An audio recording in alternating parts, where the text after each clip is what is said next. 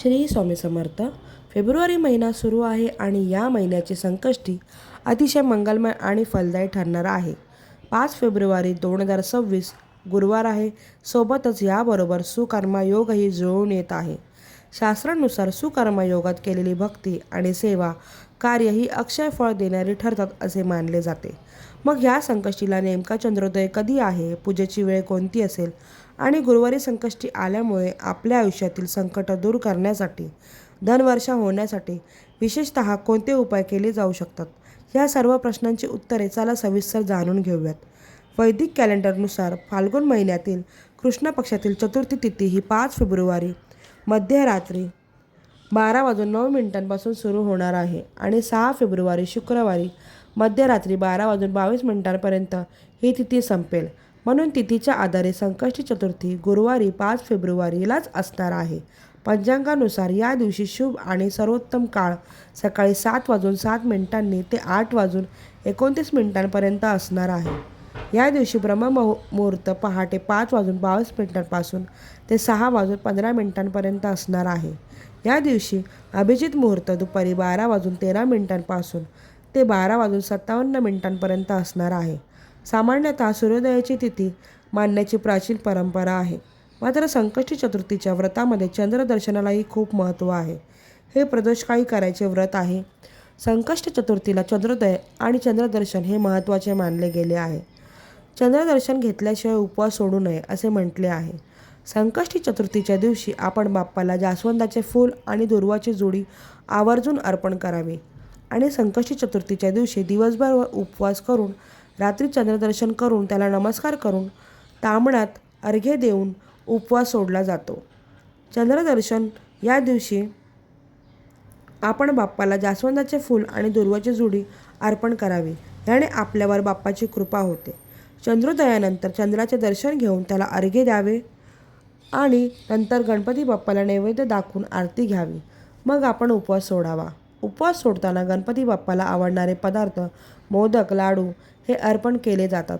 आता संकष्टी चतुर्थीचे व्रत करण्याची पद्धत काय आहे, तर संकष्टी चतुर्थीच्या दिवशी सकाळी लवकर उठून स्नान करावे, दिवसभर उपवास करावा, गणपती बाप्पाची षोडशोपचाराने पूजा करावी, शुद्ध पाण्याने गणपती बाप्पाला व त्याच्या मूर्तीला अभिषेक करावा. अभिषेक करतेवेळी अथर्व शीर्षाचा पाठ करावा आणि ओम गंग गणपते नमः या मंत्राचा किमान 108 वेळा जप करावा. त्यानंतर बाप्पाला फुले अर्पण करावी, धूप दीप दाखवून आरती करावी व गणेशाचे नामस्मरण करावे. प्रसाद ग्रहण करून त्याचे वाटपही करावे.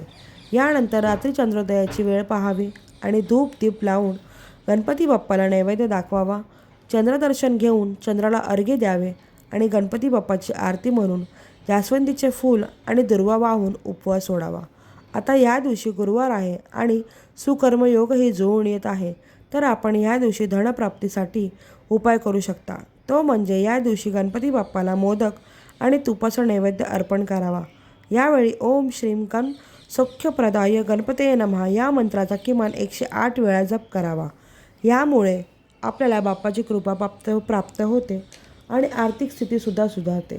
एवढेच नाही तर आपण बाप्पाला बेसनचे लाडू, गुळातील लाडू अर्पण करू शकता आणि पूजा झाल्यावर ते गरजू लोकांना प्रसाद म्हणून वाटून टाकायचे आहेत. ह्यामुळे धनसंपत्ती वाढते आणि आर्थिक स्थिती सुधारते आणि अचानक धनलाभ किंवा अचानक धनवर्षा होण्याची शक्यता निर्माण होते असे मानले जाते.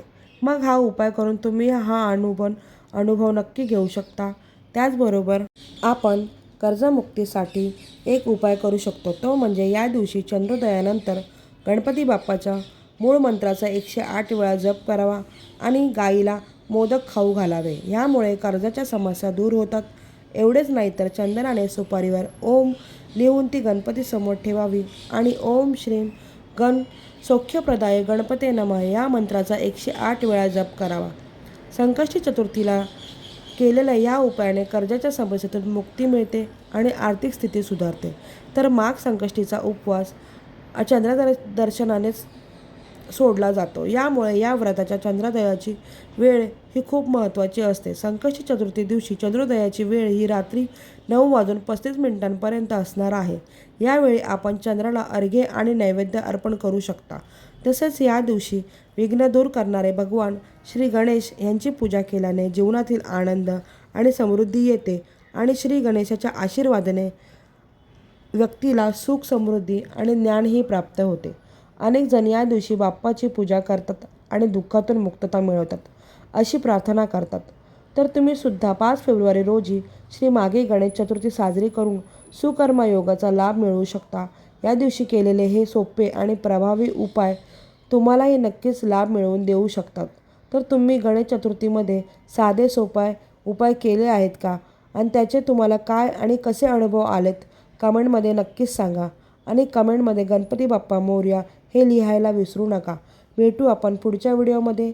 श्री स्वामी समर्थ. तुम्हाला जर माझा व्हिडिओ आवडला असेल तर नक्कीच लाईक, शेअर आणि कमेंट आणि माझ्या चॅनलला सबस्क्राईब करा.